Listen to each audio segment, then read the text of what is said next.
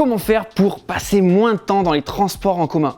Comment faire pour dilater le temps? Bonjour à tous et dans cette vidéo, on va voir comment accélérer le temps pendant les transports en commun.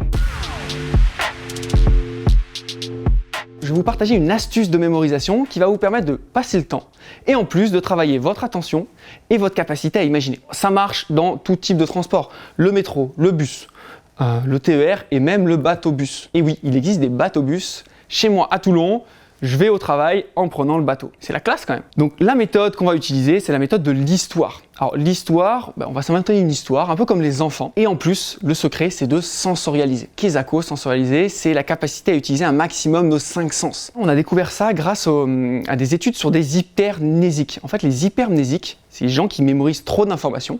On a vu que, en général, le point commun entre toutes ces personnes, c'est qu'ils avaient la capacité à utiliser un maximum leurs 5 sens. Prenons l'exemple ensemble, on arrive sur la ligne 4, Odéon, et on va jusqu'à Gare de l'Est. Prenons Odéon. Odéon, si on sensorialise, ça donne quoi?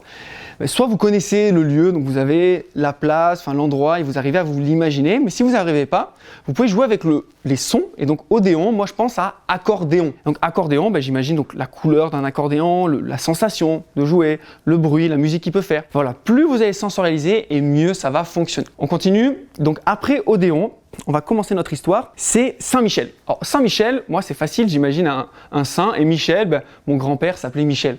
Facile. Si vous n'avez pas de Michel dans votre vie, vous pouvez imaginer des miches de pain. Donc ce saint, il a des miches de pain. Il y a l'accordéon qui va voir ce saint, donc Michel, et il va dans une cité.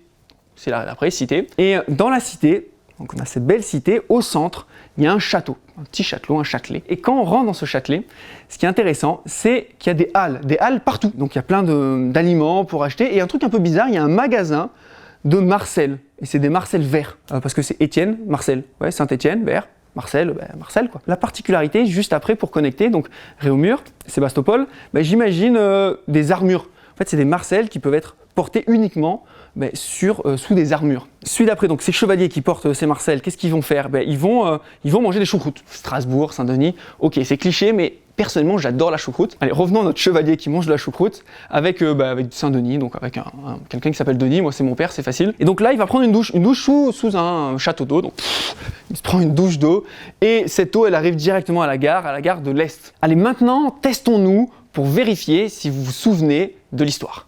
C'est un accordéon. Donc Odéon. Odéon, il va où? Donc il va voir un saint qui a des miches, donc Michel, Saint-Michel. Il va où? Il va dans une cité. Donc dans cette cité, il y a quoi au milieu? Il y a un château, donc Châtelet.